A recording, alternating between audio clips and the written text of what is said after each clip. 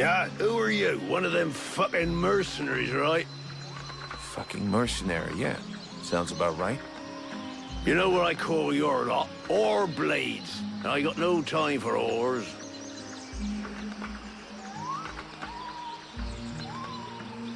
Maybe if you were to do something about your bad breath, the whores would let you get close to them. You know, I'm just saying. Go fuck yourself, ore blade. You again? I thought I made myself clear. I got no money to employ you. Now fuck off.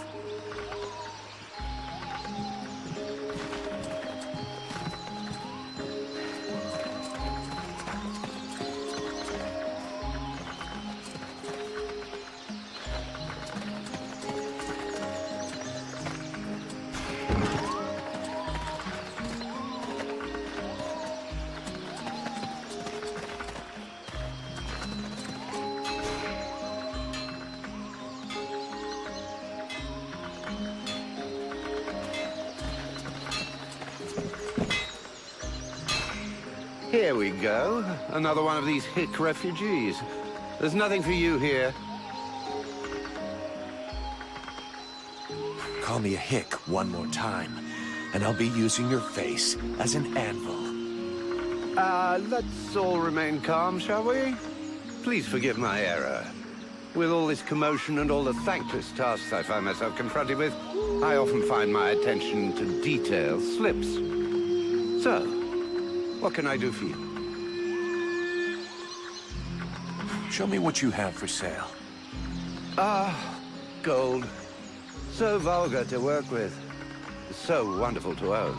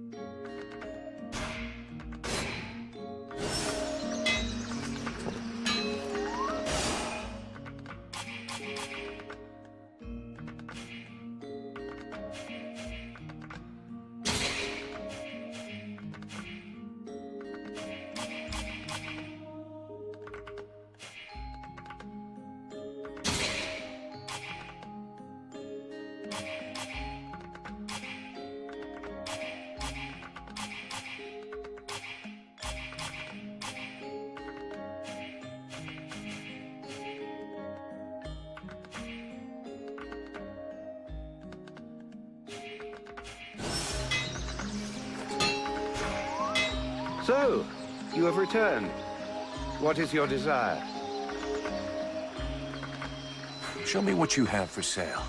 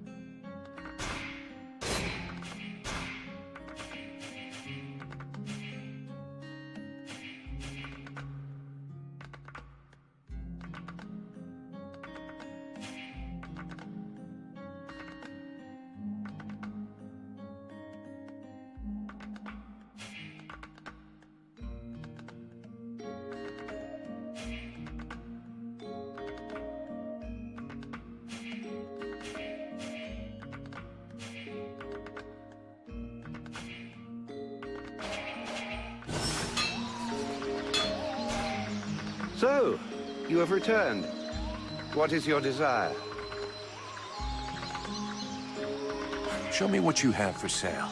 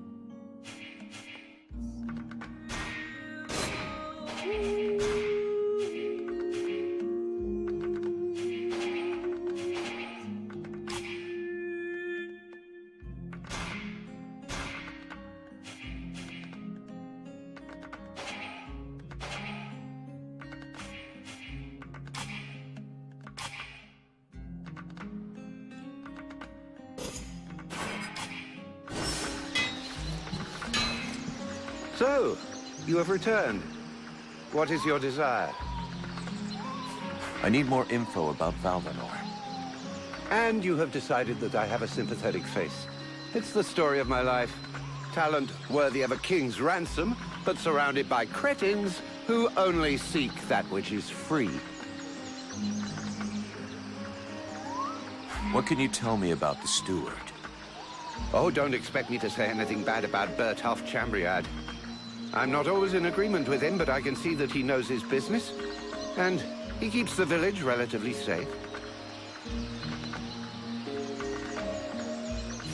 It's not often you see an elf blending in with other cultures. Are there many of you here in Valvanor? To my knowledge, I was the only one. That is, until Prince Arundel and his acolyte arrived. Does that pose a problem for you? Not at all. Well, it does for me. His Majesty the Prince of Imbeciles is going to bring us nothing but trouble.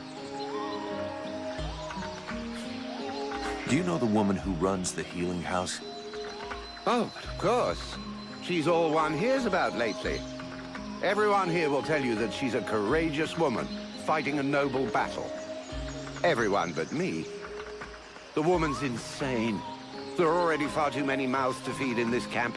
Clearly, she's fully aware of this, yet she stubbornly insists on making things worse. And the Red Scribes? Know anything about them? Oh, certainly. A boring bunch of fusspots. spreading science and preaching the good word while never suspecting that anyone might see through their little game. Our game? Well, pray tell, give us the details. Please, give us the benefit of your extensive knowledge. I don't pretend to know about all their little plots. I spend very little time with them, and frankly, I couldn't possibly care less about them. But I am fully aware that pretty speeches serve no better purpose than manipulating minds. They're nothing more than noisy masks behind which hides a reality that is far uglier.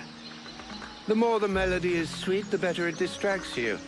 And is there anything more disgustingly melodious than the discourse of a red scribe? When it comes to disgusting discourse, you seem to be something of an expert. What can you tell me about the steward? Oh, don't expect me to say anything bad about Bertolf Chambriad. Let's talk about something else. I'll be back. That's an excellent idea.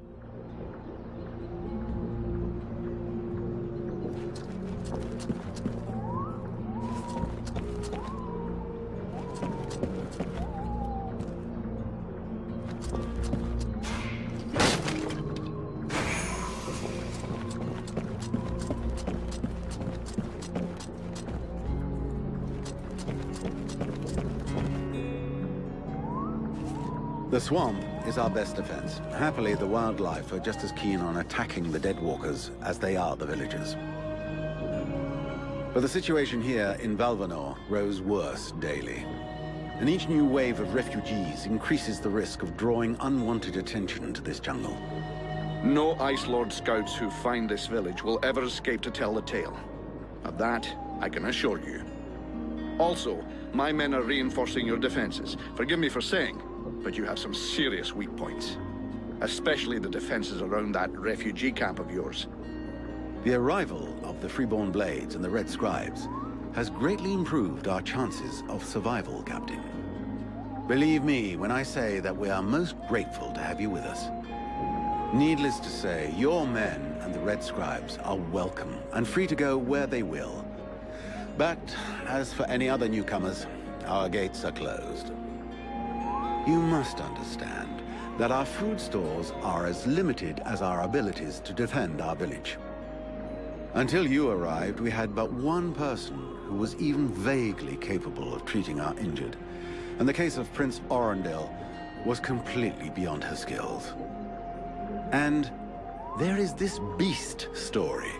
Doubtless another fairy tale, the fruit of an alcohol-addled brain. Nonetheless, several of the watch have gone missing. Something hidden in these swamps is causing these disappearances, but we cannot risk sacrificing any more of the few men remaining to us on sending patrols. Large groups entail moving chrysalids that are unmanageable. The others, quite simply, do not return. Silence! If I were to listen to everyone, I would need 10 times the number of men I have to verify the truth of every tale. Enough! You must aid me to do this. I am not able to do that. Your endless wailings are unbearable. In the name of... Vulcan? But by the gods, man, what is... This world is condemned. The cold hath invaded its ground, its souls, and its heart. Yet here you stand, weaving your limbs like fish taken from the water, miserably shuffling about to conserve the illusion of warmth and life, and not feel the passing of your last breath, while I must endure your wailings and lamentations. Pitiful. Vulcan, stop this nonsense immediately. It is not he who speaks. All doth fall to ruin about you, yet you still bewail your loose bowels and vomitings. You cannot vanquish your dead walkers, no more than you can vanquish their necromancer masters. They draw their power from the very heart of the world. They drink it, they suckle it dry. Your only chance to cleanse what your own hath corrupted is to go to the world heart and liberate it from its servitude. The world heart is a myth, a forgotten fairy tale, no more real than dragons or dwarves. A myth. Continue hiding behind thy puny barricades, and thou wilt soon join thy myths and fairy tales.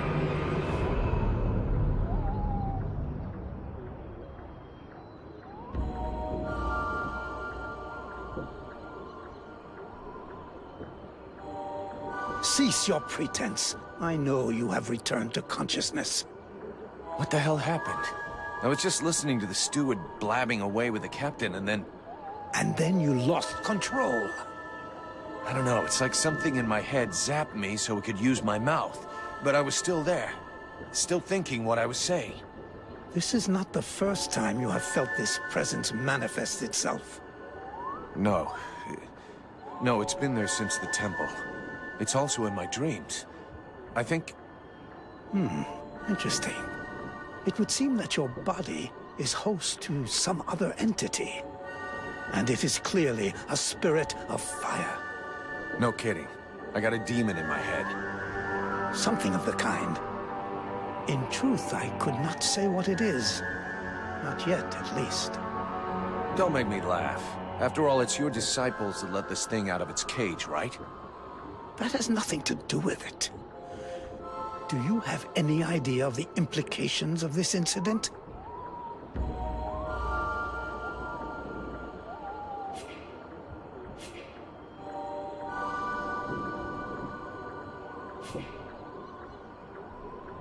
If it happens again a couple of days from now, they'll all start spitting and throwing rocks at me. I guess I'll have to watch out. I fear that is the least of your worries. Obviously, you haven't understood. The thing that is inside you, it wishes you ill. There is not enough space inside you for two souls. That demon wants your body. It will control you more and more until it has replaced you completely. Ha! Thou thinkest I crave the body of a mortal? I am a prisoner here. My place is in the world heart. It will not hesitate to lie to you, to tell you that which you wish to hear, so that you will allow it to consume you. I never asked for this cage. I never asked to be forced to hear thy every thought. It is I who have been invaded. It speaks to you. Do not listen to it. Cast it from you. If you do not resist, it will crush your soul. Hey, take it easy. One day at a time, okay? I'm gonna take a walk.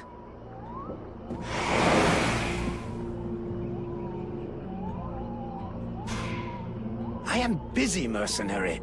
Go do what you're getting paid for.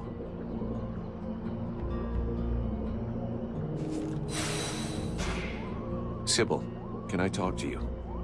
Yes?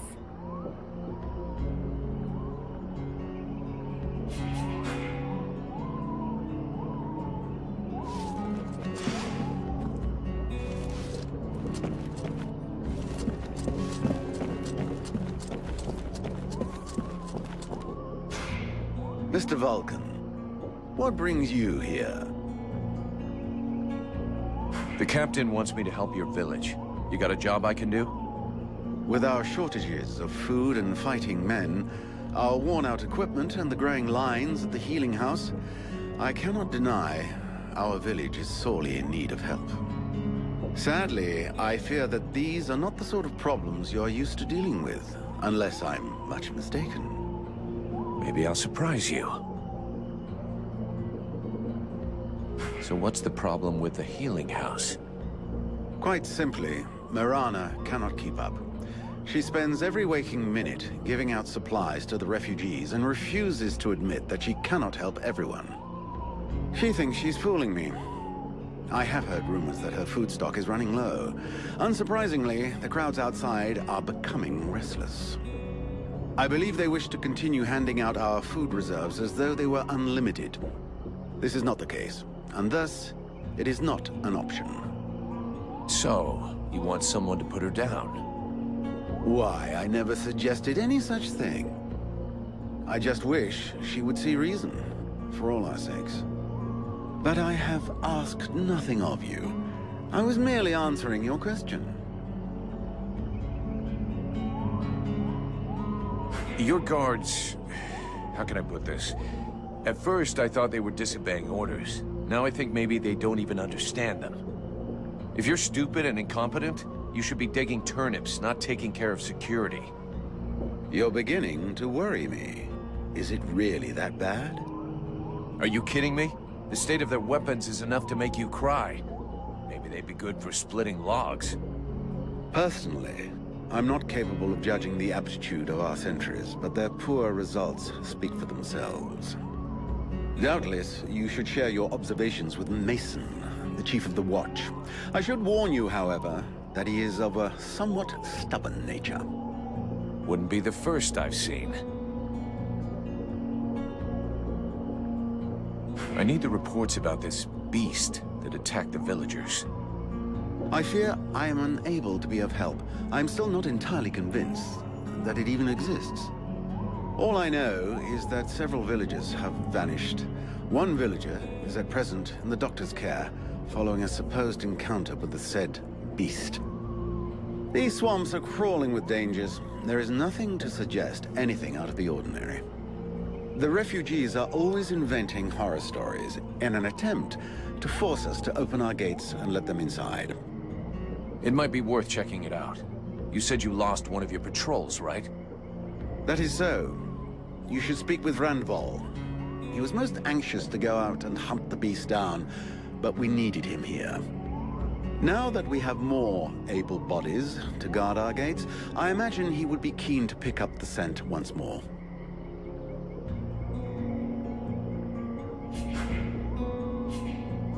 I've got a few questions I'd like to ask about this village. I imagine there are few who are better placed than myself to answer them. How come it's you that's running the show here? What a question. Because, my friend, someone has to. You imagine I'm doing this for my amusement, perhaps? Doubtless you wish it was someone else. The chief of the watch has trouble organizing 3 peasants. Our dear apothecary is evidently keen to give succor to any and every poor soul who wanders into the healing house. And regardless of your reputation, the people of this village would never trust outsiders such as yourself, or even the Red Scribes. So yes, it is indeed I who command here. The one-time steward of the hunting lodge of Valvanor, now leader of this shithole. Well, hell. Glad we got that cleared up.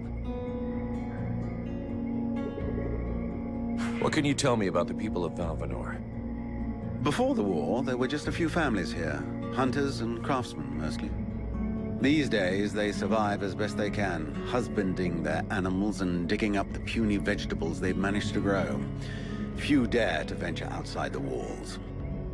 These woods are fruitful, but more perilous than ever before, and most of these folk know nothing of arms. But you've got your guards. They hardly qualify as an armed militia. Of the few that remain, most are sturdy farmers whom we have entrusted with some kind of weapon. Most of the real fighters left the village as soon as war broke out. The others died while out on patrol. The only one left here with any real experience is Mason, the head of the guard. Sadly, the man is a walking beer keg, who could not give a dog's fart for what his men are about. Who are all those refugees that you're keeping outside the walls? The war with the Ice Lords has driven many from their homes and villages. Alas, it would seem that some of them found their way here. I have tried to accommodate as many as we can, and provide as much comfort as possible, but I fear we can do little more. We are reaching the end of our reserves, and relations between the refugees and the villagers are becoming strained. The refugees can't all be dead weight. Some of them have got to be useful. Oh, if only. Believe me, I would be the first to welcome them. These peasants have been fleeing from town to town and from camp to camp for months. The best and strongest of them perished in battles, somewhere along the way. I must deal with the leftovers. I put the biggest of them in the watch, but they are of little use. The healing house. It's a pretty good thing for your village, huh? If you say so. As time has gone by, the healing house has drawn refugees to the swamps in ever greater numbers, and dissuaded some malingerers from returning to their families. When it opened its doors a year ago, the sense of relief was palpable. It was run by a couple, an elf doctor and his apothecary wife, who clearly were no strangers to the healing arts. Thanks to them, we were spared many plagues. But as the war dragged on, the endless tide of refugees continued to flow through our gates until we could harbor no more. 6 months ago, our worst nightmares were fulfilled. Our elf doctor fell ill and died. Since then, Mirana has soldiered on without rest, alone. I do not know how much longer she can keep going. The refugees just keep on coming. And I fear that poor woman is beginning to crumble under the strain. It's not surprising. I need a blacksmith. Do you have one here? With none more qualified, I asked Asiel to take over the village fort. I suppose I should warn you, he's quite a tricky character. He has a huge ego and is stubborn as an ox. Before the war, he was a sort of artist. He crafted jewelry and sculptures from metal. Despite running the forge, one could hardly call him a blacksmith. But he's the only one here who had even the vaguest notion of how to repair a shovel or straighten a blade.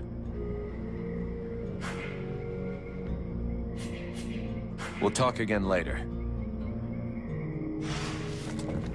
The Order of the Freeborn Blades is of great repute, and the mercenary does honor to its name.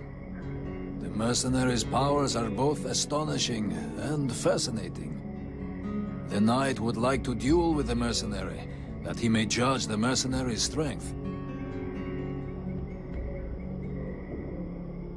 Sure, I can never turn down a good fight.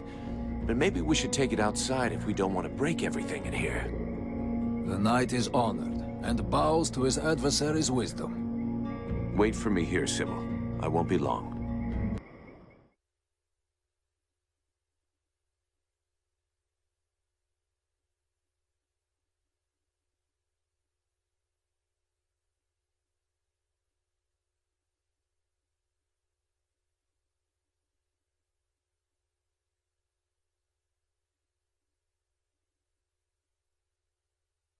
Knight hopes that his adversary will not hold back his blows.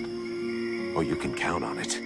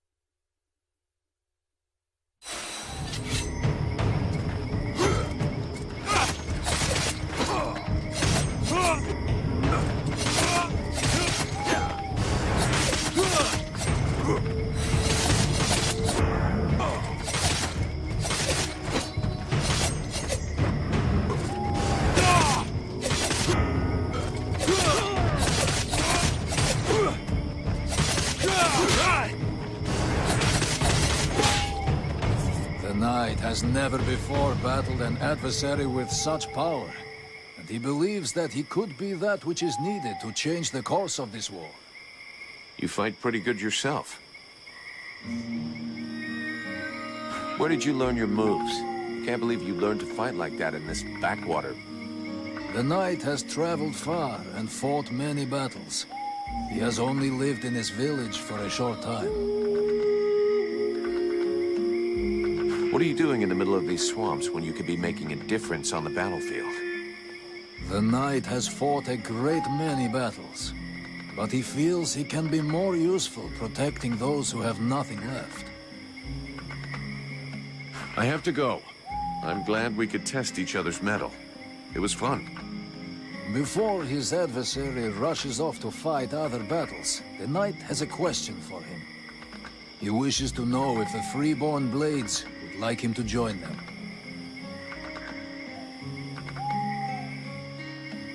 I'm not the one who decides who joins the company, but I can ask the captain for you. He has thought long on it, and wishes it would be so. Well, that's great. I'll ask him, but I can't promise you anything.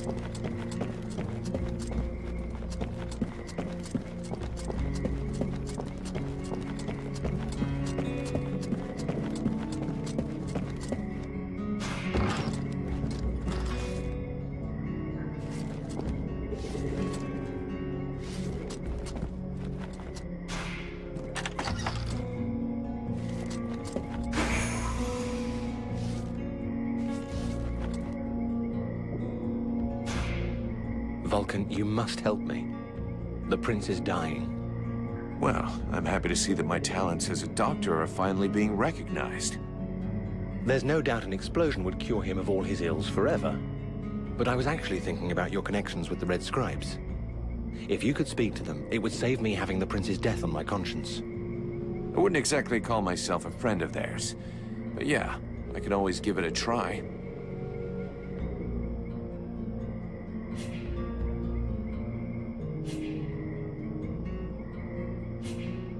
I have a few questions I need to ask you. Elves are pretty rare. I haven't had the chance to talk to many. Can you tell me more about your people? We are born in the trees, eat only seeds, and we spend all the livelong days singing. I get the feeling you're fucking with me. Perish the thought. Well, it's just that we aren't that different from you humans, despite what one hears. Our civilization is obviously a bit older, so we have had the time to learn from our mistakes. We don't really live in the same rhythm as you do. We move a little slower, and most of us are prone to having at least some respect for the past. This is the reason why we never destroy anything, that we prefer to build on top of things. I've heard that you are immortal. That joke has lived for 15 generations. I will never get tired of it. No, we're not immortal. We live long lives, though, much longer than you. We are resistant to poisons, rotten food, and toxic body odor, apparently. Unfortunately, these things do not make us immortal. Don't elves ever make war? That's an impression we like to give other people. The fact is, we do go to war, just never against each other. You must understand that, given our long lifetimes, battles are fairly futile. This may well be what has motivated the choices of our king concerning the Ice Lords. But we certainly know how to fight, and you'll see proof of that soon enough. So it's the prince who gives the orders? The word orders may not be the best one. We do not submit nor obey easily. Our kings are a reference, wise men who can point out the way. They tend to guide us rather than give us orders. But to answer your question, it is his father, the king, who is the leader of our people. Who is the elf in the healing house? Is he really your prince? He is Prince Arundel, the son of our king and heir to the Elven crown. Therefore, yes, he is our king. How the hell did he end up here? Prince Arundel led a detachment of the Elven army sent to harass the Deadwalkers. And when he reached Bastion, he fell into an ambush. I got wind of this trap, but by the time I arrived, it was too late. When I caught up to the prince, he was already wounded, and most of his soldiers were dead. Those who survived covered our retreat. To here? Yes. The route to Carolthas was too dangerous. I knew about this village and felt that it would be secure for at least a little while. As soon as he gets better, we shall leave for Carolthas. The remainder of the human and elven armies are gathering there. That is where the final stage of the war will be played out. You seem different from the other elves I've met. Where are you from? Really? I seem different. And yet I have such pointy ears. And if you really want to know, I actually come from one of the most ancient and noble houses that exists. I'm even linked to the royal family. But I can assure you that I am sufficiently far down the line of succession to be in no danger of being crowned. And my reputation is no help either. As far as bad reputations go, every mercenary has got one, so we're used to it. Let's just say that I got into enough trouble to eventually be considered a traitor to my people. When I got involved in the war, I disagreed with decisions made by the king. He thought that this war, like so many others, would not last. That the conquests won by the Ice Lords would melt away like all the human victories before them had. But I thought differently. Right from the start of hostilities, I began to requisition certain resources I felt necessary for those doing the fighting. More food, more weapons, better armor. When my people discovered what I'd done, I was declared an outlaw, and many saw me as a thief, which, in a manner of speaking, I guess I was. A bunch of cowards. If they had listened to you, we wouldn't be in this mess. I've been telling myself that for years, but I do understand their point of view. It is flawed, but not entirely thoughtless. They have had some time to prepare their forces and to learn the strengths and weaknesses of the Deadwalker army. This knowledge might allow us to turn the tide of the war, even if it does seem too little too late at this point. Do you know these swamps? I've been in this area long enough to have explored a fair amount of it, actually. The region is rather inhospitable, which I suppose is a good thing under the present circumstances. A good thing? You're out of your mind. These swamps are a labyrinth. The Deadwalker scouts will never be autonomous enough to find their way to the village by themselves. That means we should be fairly safe for the moment. At least until a general or an Ice Lord comes to town. Except that recently, there has been a change in these swamplands. And I must admit that I no longer feel safe at all. What do you mean? Something is affecting the swamplands, corrupting the vegetation and the animals. And I have no idea what it is. But anything that grows or lives here could become a threat. So I strongly recommend that you watch where you put your feet. Let's change the subject.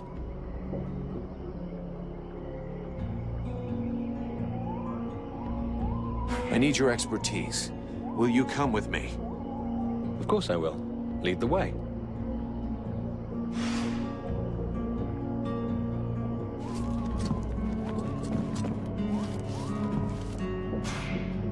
Sybil, can I talk to you? Yes?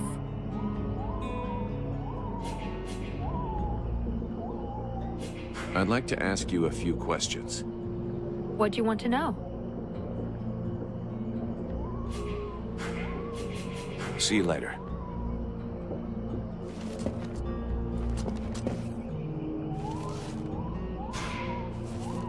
Do you have any idea how to wake the elf prince up? Unfortunately, I don't. I think I've tried just about every remedy I know, but nothing works. You said just about. I'm guessing that's not by chance? It's true. There's one formula I haven't tried yet. An extremely powerful solution that requires a certain ingredient to make. An ingredient I don't have. What is it? A very virulent poison secreted by the chrysalid queen. But be careful you don't mix them up with the ones you usually see. I wanted to go looking for them myself, but the villagers stopped me. They say they're really dangerous. It seems they can be found along the road we took to get here. And apparently, they only come out at night. I'll get you some.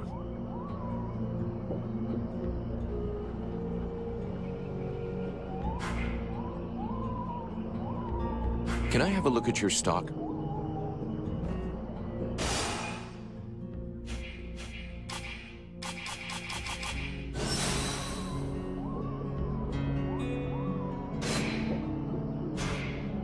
Greetings, mercenary. What?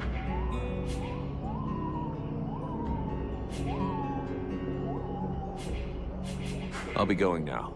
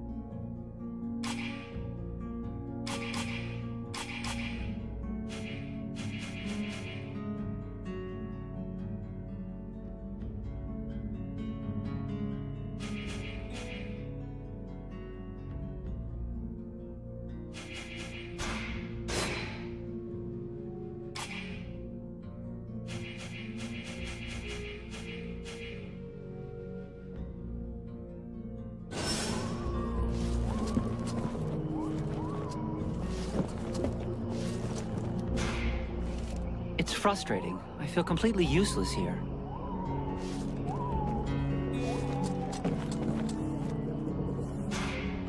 Mercenary? I need your help. According to the villagers, there's a beast haunting the swamp, and it's attacked them several times. I have heard about it, yes. And although I don't have any concrete information about the creature, there are some things that corroborate what they say. Even though we aren't very good at magic, we still feel it. And since we came to the swamp, we have all felt a powerful source nearby. The problem is that the source seems distorted, corrupted. Kind of like the one the Ice Lords use. Only not the same. I hope for our sake you're right about that. Otherwise we're really up shit creek. We are very certain of it. But this magic could very well have transformed one or more creatures in the swamp, making them more aggressive, bigger. Who knows? Something to frighten the villagers, in any case. So you're telling me the thing is magic and corrupted? Brilliant. Just what I needed.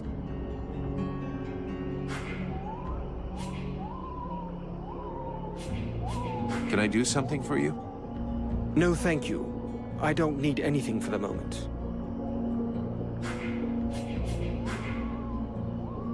Tell me more about your order. Before the war, our main objective in Creed was to collect and save all kinds of knowledge. We had a presence everywhere on the continent, and had chapters in every major city. We studied and preserved all possible sources of knowledge there. We also dispensed information and care. Because even though we're not the greatest magicians, our knowledge let us come to the aid of the wounded and the sick. I could of course relate our history in detail for hours and hours, but I doubt that is really what interests you. With all the knowledge accumulated by your scribes, you must have learned something about the Ice Lords, surely. We do indeed know some of their secrets, and a good part of their history. Anything we could use to fight them? We thought we'd found a chink in their powers that our ritual was supposed to let us exploit. But you saw the result. That's one way of putting it. That said, I'm beginning to wonder if we haven't involuntarily brought about the conditions for their end. I'm not following you. What you have within you could well turn out to be their doom. Even if I don't have the faintest idea of how or why. And unfortunately, as long as we don't know more about it, we also have to fear that it might lead to our doom, too.